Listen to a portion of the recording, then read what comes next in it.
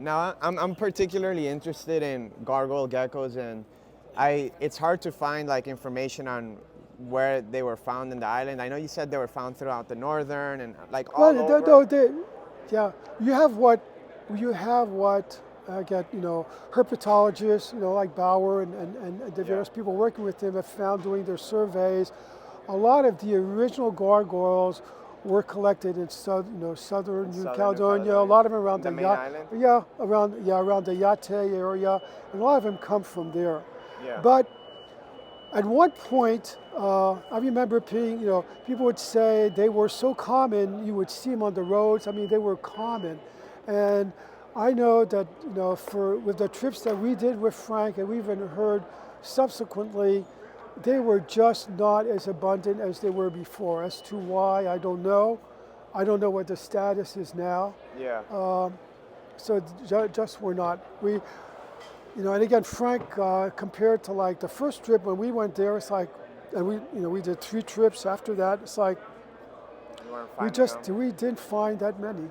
Do you remember what the ecology was like when you did find them? Were they like around certain species of plants mostly, or? When I think of gargoyles, gargoyles, at least part of the time I think of them as twiggers. If you think about them, Really? they'll rest out on branches. And I mean, when you look at their patterns and all that, you figure, there's got to be a benefit to the pattern. And I do think, Very and again, cryptic. even if you keep them in setups, well, some of the times you'll see them out on branch, clinging onto branches. That's true of, baby leachies in a way, or like that too. So I think, that's kind of, it's more of like a, scrubby, almost type of environment. But I think that's, and again, I don't think there's enough work that's been done really on the ecology of gargoyles generally. Yeah. Would you find them like out basking or anything, or will you have to like turn over, like look through bushes? No, they'd be out. They'd be out, like out in the day too, or no, or just at Like night? later in the day, even daytime. At night, sure. Yeah. Okay. And what was? I know a lot of people say that they be eating a lot of smaller lizards. Did you guys find any fecal? Anything? Yeah, we had fecal samples tested on the island from the island forms, of the leachies that we found. We did not do anything like that on gargoyles, but if you know anything about gargoyles in captivity, gargoyles will readily eat smaller lizards. Yep. So yes, I believe. If you put 2 babies together in a couple days. Alan would joke when he was saying, take a cage with 25 babies, 6 months later you'll have 1. I mean, he would joke and say that, but I mean, they are highly, given an opportunity, carnivorous and cannibalistic. Cannibalistic, right.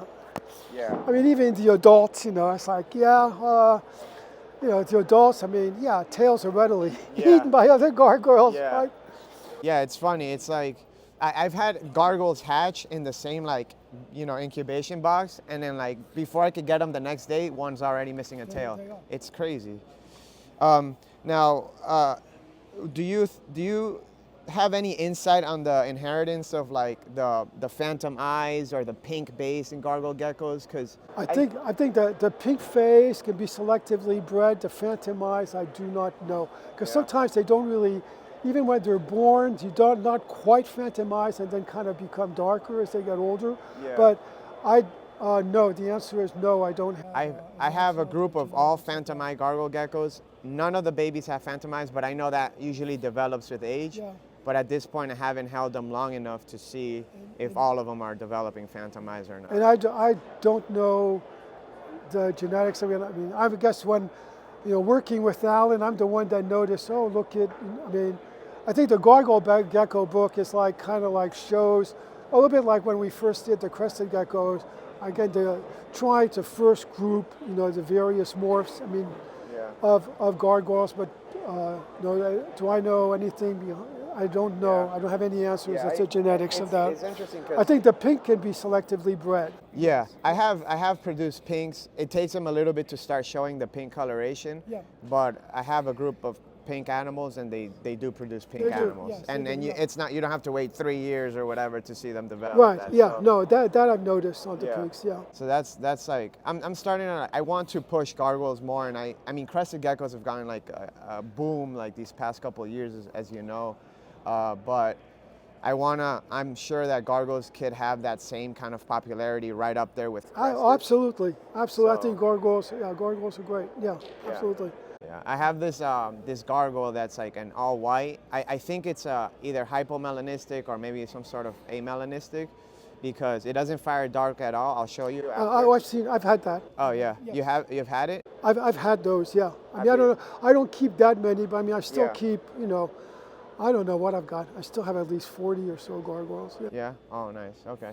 Yeah, I'll show you after. I think it's really cool, and I have a bunch of heads. So if it is a recessive, I should be proving it out this year, hopefully. There's a lot of good work to be done on Yeah. gargoyles and morphotypes. You know, Yeah. and gargoyles, the gene pool is decent. It's not great, Yeah. but it's a decent gene pool.